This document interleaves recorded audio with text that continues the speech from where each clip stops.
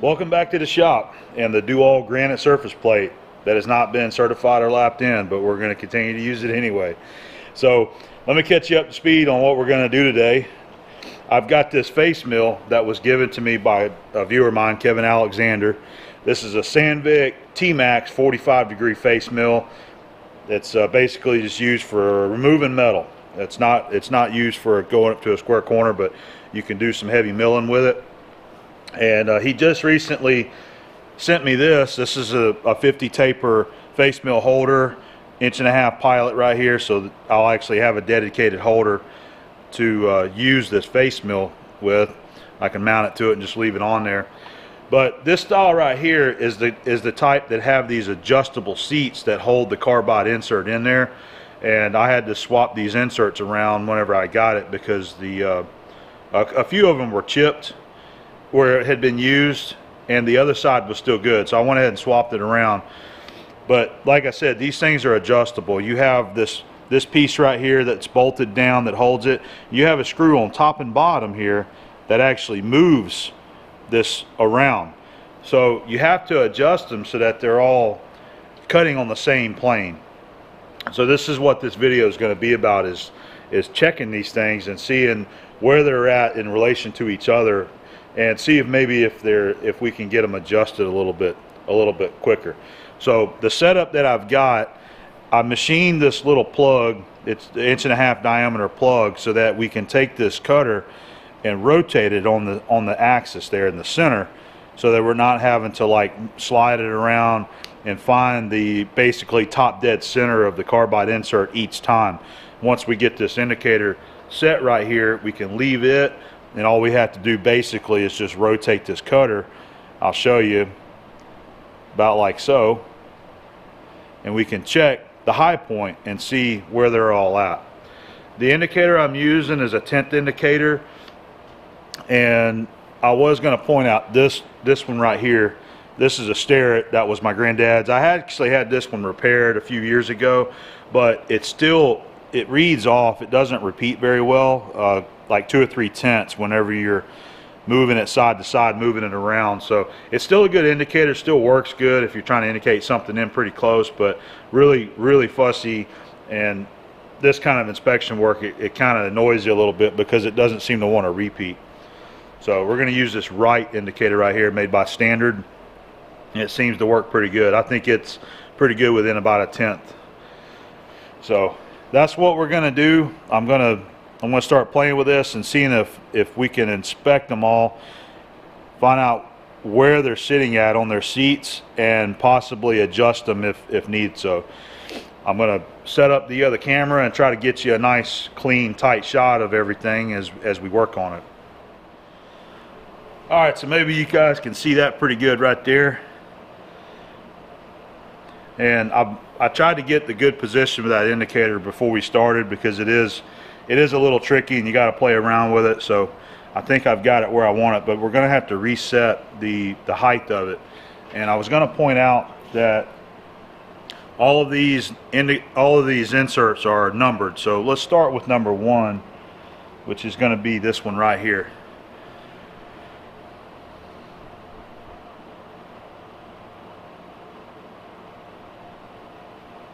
I'm going to call out our measurements in tenths. Move this guy out of the way. So whenever like that right there is, let's say -5, but that's 5 tenths, okay? I'm going to see if I can do some adjustments here. Fine tune it.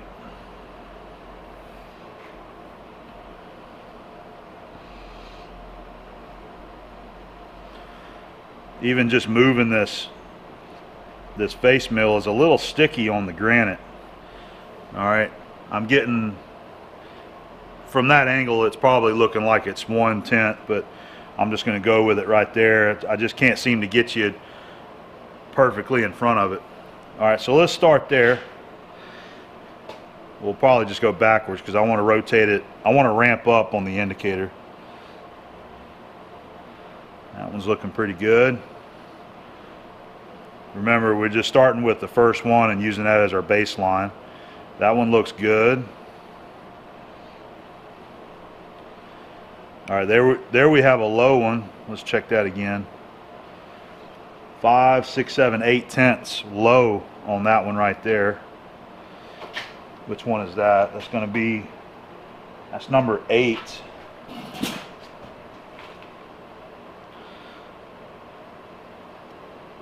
That one's a little low. That's number 7. Let me grab my notepad and just write that stuff down.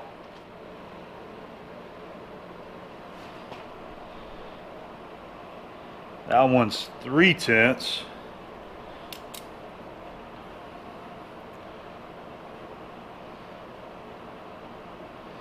That one's 3 tenths. Looks like we've got quite a bit of them that are a bit out. That one's +1.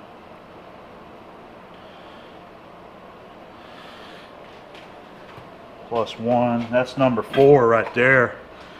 We need to bring that one down, definitely.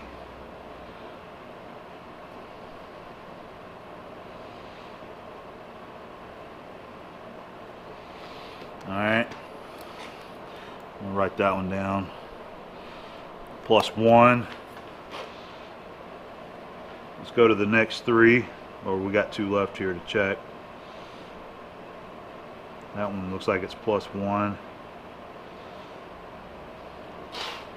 Looks like 1 through 4s are all a little higher than the others, actually. Okay.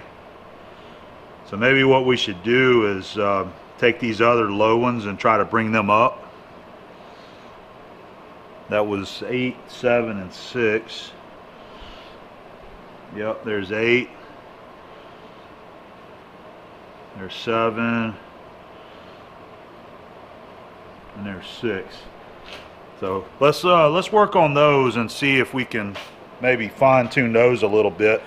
And I was going to mention, see, you take an Allen wrench right here, and you have the set screw that's on top, and there's one on the bottom. Actually, this would be the bottom, the other one's on top. So you can adjust that to set your height. All right, I did some tweaking on the screws right here. Man, those things are tight. It was a little tricky to show on video how I got my camera set up, but I cracked the top one loose right here, and then I had to loosen this one a little bit and then tighten that one just slightly. So we got that one right near 0. That's actually -1. All right, that was one of our lowest one. That was number 8. I put a little dot on it. Let's check this one again. That 7 was low.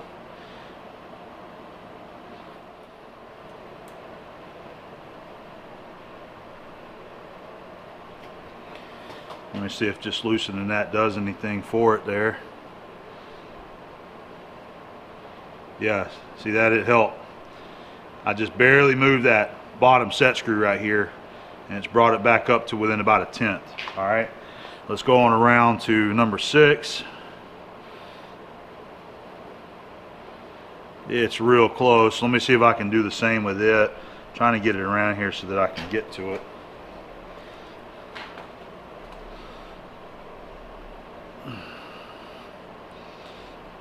Let's go back to it. Too far.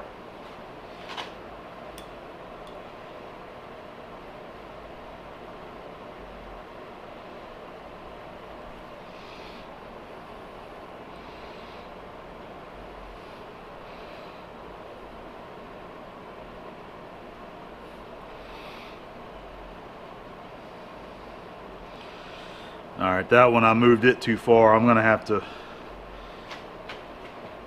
loosen up these other ones here.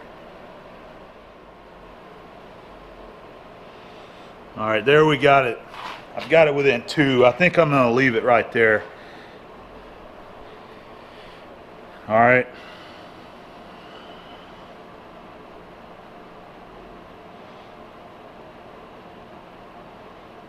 That one's 3.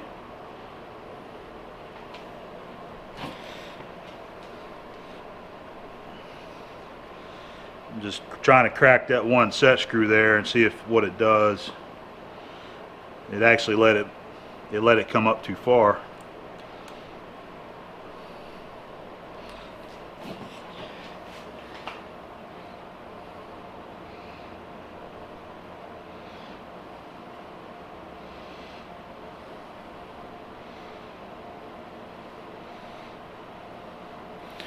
right, I'm gonna keep playing around with this stuff, guys.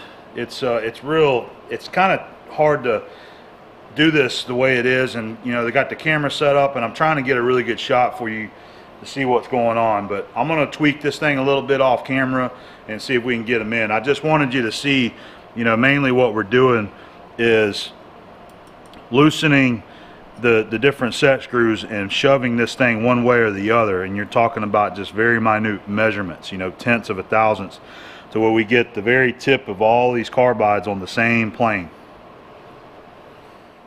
Alright, so I went ahead and played around with all 10 seats, and I think that I have them all within 1 or 2 thousandths, or maybe I should say plus or minus 1/10, not thousandths, tenths. So I've got it set up right here on the number 1. There's 10 of them total. We're going to use 1 as our base reading, and let's go ahead and check them all. So it's not quite 0, but it's when I go back the other way, so we're going to call that one 0.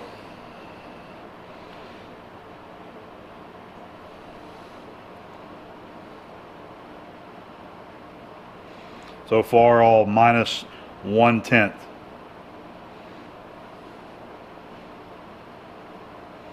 All right, that one's good and 0 there. And that was the metal sliding on the granite there. Minus 1, 0.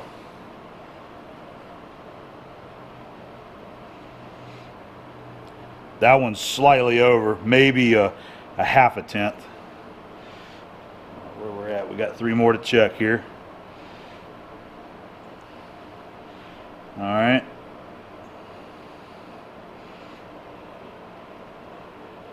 That was it. That's number 1 right there. All right, so I feel like I got them all pretty close, within plus or minus 1/10 of you know, one of them being set to 0. So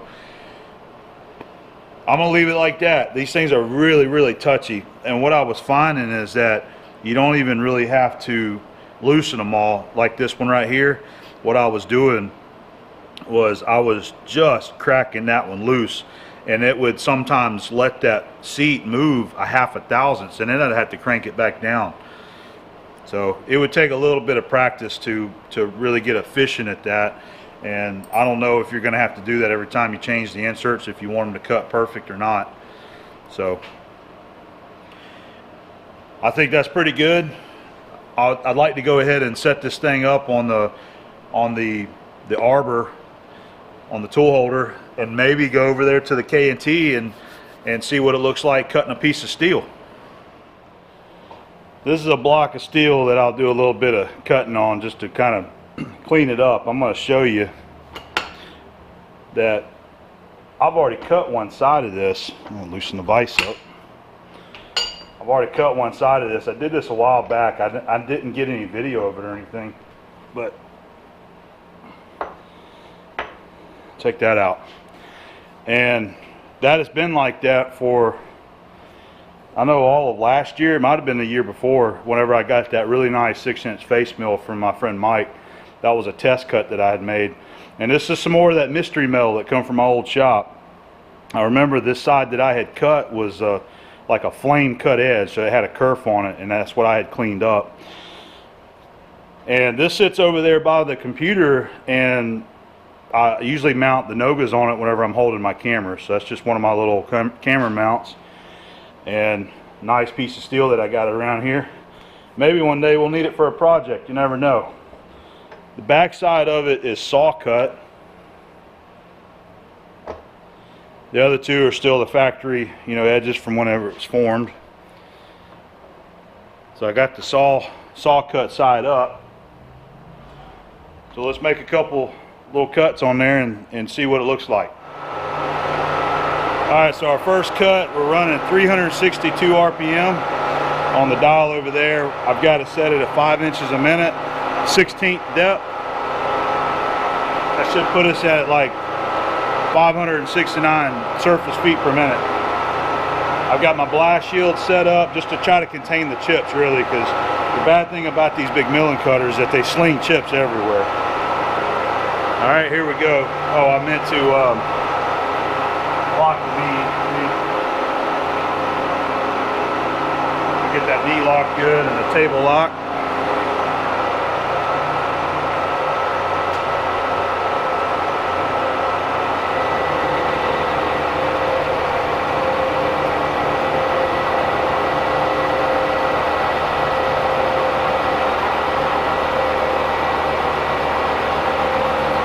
Looking pretty good back there with them chips.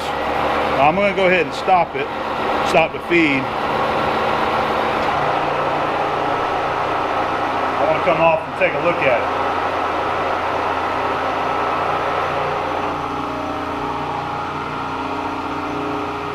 Now that's looking good right there.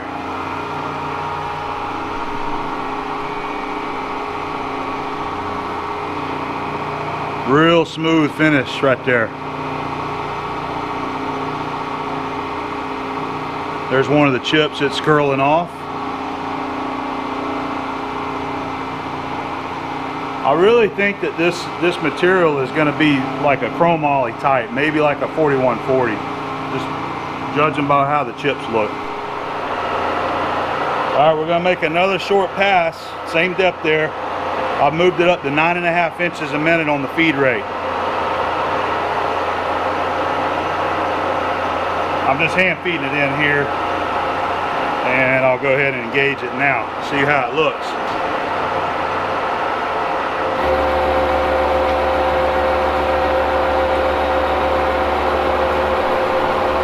Not bad.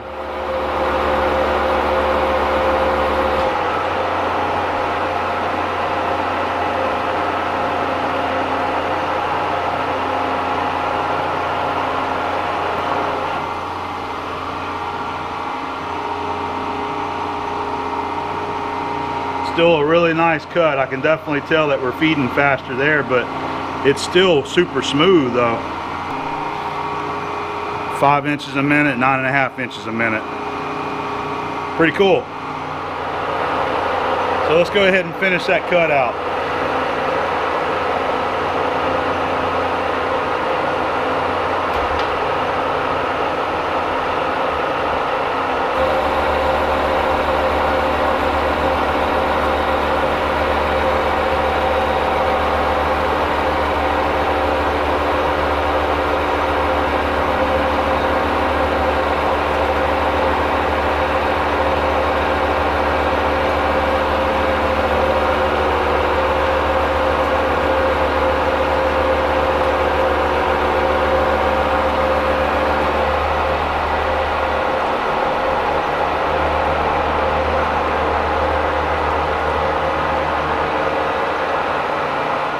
There's where we were cutting 5 inches a minute and then 9.5 the rest of the way. This is where I stopped and started to cut again. But notice, you know, I'm not getting any drag on the back side there, and it seems to be cutting really nice and even. So I think setting those inserts really help. And the last time that I used this mill, I trammed this head in. It should be trimmed very well. And you can see a little bit right here, which is what those face mills do as they come off the cut, and it reduces the pressure. It was just coming back there and bumping in right there real lightly. But that looks good, man. I want to take one more cut on this side just to clean it up. I want to see if I can get a better surface finish. So we're only going to be taking 10 thousandths, and I'm going to slow the feed rate down. I don't know if it'll hurt me or help or what.